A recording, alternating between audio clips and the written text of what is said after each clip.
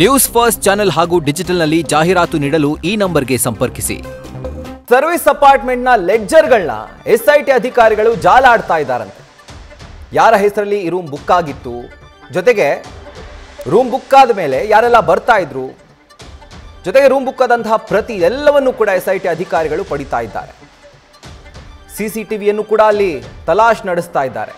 ಚಿನ್ನಯ್ಯನನ್ನ ಭೇಟಿಯಾಗೋದಕ್ಕೆ ಯಾರ್ಯಾರು ಬಂದಿದ್ರು ಆ ರಹಸ್ಯವನ್ನ ಭೇದಿಸೋಕೆ ಈಗ ಎಸ್ಐಟಿ ಮುಂದಾಗಿದೆ. ಇಂಚಿಂಚು ಬಿಡದೆ ಎಸ್ಐಟಿ ಎಲ್ಲವನ್ನೂ ಕೂಡ ಜಾಲಾಡಿರೋದು. ಡೀಟೇಲ್ಸ್ ಅನ್ನ ಕೊಡ್ತಾ ಹೋಗ್ತಾರೆ ನಮ್ಮ ಪ್ರತಿನಿಧಿ ಶಿವಕುಮಾರ್. ಈಗ ಏನಾದರೂ ಕ್ಲೂ ಸಿಕ್ಕಿದ್ಯಾ, ಯಾರು ಬಂದಿದ್ದಾರೆ, ಯಾವೆಲ್ಲ ವ್ಯಕ್ತಿಗಳು ಈತನನ್ನ ಈ ಸರ್ವಿಸ್ ಅಪಾರ್ಟ್ಮೆಂಟ್ ನಲ್ಲಿ ಭೇಟಿಯಾಗಿದ್ದಾರೆ ಅಂತ? ರಾಹುಲ್, ಚಿನ್ನಯ್ಯ ಎಸ್ಐಟಿ ಅಧಿಕಾರಿಗಳ ಮುಂದೆ ಆತ ಕೊಟ್ಟಂತ ಹೇಳಿಕೆ ಆಧಾರದ ಮೇಲೆ ಎಸ್ಐಟಿ ಅಧಿಕಾರಿಗಳು ಕರ್ಕೊಂಡ್ಬಂದು ಮಾಚಾರ ಮಾಡುವಂತ ಕೆಲಸವನ್ನ ಮಾಡ್ತಿದ್ದಾರೆ. ಪ್ರಮುಖವಾಗಿ ಚಿನ್ನಯ್ಯ ಬೆಳ್ತಂಗಡಿ ಕೋರ್ಟ್ಗೆ ಹಾಜರಾಗಿ ಆತ ತಲೆಬುಡಿ ಏನನ್ನು ತಗೊಂಬಂದಿರ್ತಾನೆ. ಅದಕ್ಕಿಂತ ಮುಂಚಿತವಾಗಿ ಬೆಂಗಳೂರಿನಲ್ಲಿ ಕೆಲವೊಂದಷ್ಟು ಕಡೆ ನಾನು ಸಭೆ ಅಂದ್ರೆ ಮೀಟಿಂಗ್ ಗಳನ್ನ ಮಾಡಿದೆ. ಕೆಲವೊಂದಷ್ಟು ಜನ ನನ್ನನ್ನು ಭೇಟಿಯಾಗಿದ್ರು. ಜೊತೆಗೆ ಬೆಂಗಳೂರಿನ ಕೆಲವು ಕಡೆಗಳಲ್ಲಿ ಕೆಲವು ವ್ಯಕ್ತಿಗಳನ್ನ ಭೇಟಿಯಾಗಿದೆ. ಅದು ಜಯಂತ್ ಆಗಿರ್ಬೋದು, ಗಿರೀಶ್ ಮಟ್ಟಣ್ಣ ಆಗಿರ್ಬೋದು, ಜೊತೆಗೆ ವಕೀಲರಾಗಿರ್ಬೋದು. ಇವರೆಲ್ಲರನ್ನು ಕೂಡ ಬೇರೆ ಬೇರೆ ಸ್ಥಳಗಳಲ್ಲಿ ನಾನು ಭೇಟಿಯಾಗಿದೆ ಅಂತೇಳಿ ಚಿನ್ನಯ್ಯ ಏನು ಸ್ಟೇಟ್ಮೆಂಟ್ ಅನ್ನ ಕೊಡ್ತಾರೆ. ಅದರ ಆಧಾರದ ಮೇಲೆ ತಿಂಡ್ಲು ಬಳಿ ಇರುವಂತಹ ಬ್ಲೂಮ್ಸ್ ಇನ್ ಅಂದ್ರೆ SB ಮೆನ್ಷನ್ ನ ಬ್ಲೂಮ್ಸ್ ಇನ್ ಈ ಲಾಡ್ಜ್ ಏನಿದೆ ಅಂದ್ರೆ ಸರ್ವಿಸ್ ಅಪಾರ್ಟ್ಮೆಂಟ್, ಇಲ್ಲೂ ಕೂಡ ಆತ ಸ್ಟೇ ಆಗಿದೆ ಅಂತ ಹೇಳ್ತಾನೆ. ಜೊತೆಗೆ ಆತ ದೆಹಲಿಗೆ ತಲೆಬುಡಿಯನ್ನ ತಗೊಂಡೋಗಿ ಸುಪ್ರೀಂ ಕೋರ್ಟ್ಗೆ ಕೊಡುವಂತ ಪ್ರಯತ್ನವನ್ನ ಮಾಡಿರ್ತಾನೆ.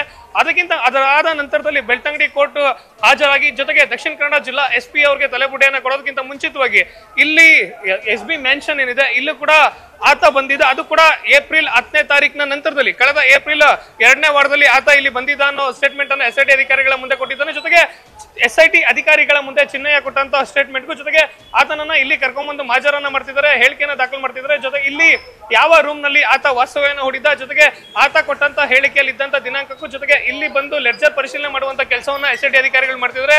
ಚಿನ್ನಯ್ಯ ಬಂದು ಹೋಗಿರುವಂತ CCTV ಫುಟೇಜ್ ಗಳನ್ನು ಕೂಡ SIT ಅಧಿಕಾರಿಗಳು ಕಲೆ ಹಾಕ್ತಿದ್ದಾರೆ.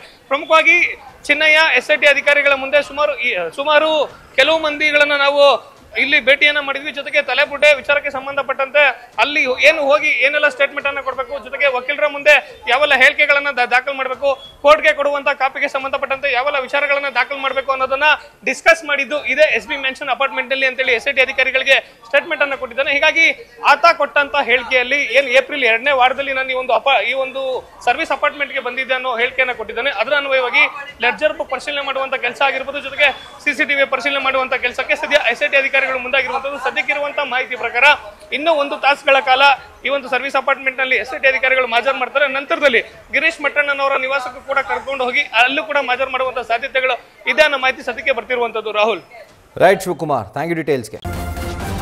ನ್ಯೂಸ್ ಫಸ್ಟ್ ನಿರ್ಭೀತಿಯಿಂದ ನಿಮ್ಮ ಪರವಾಗಿ.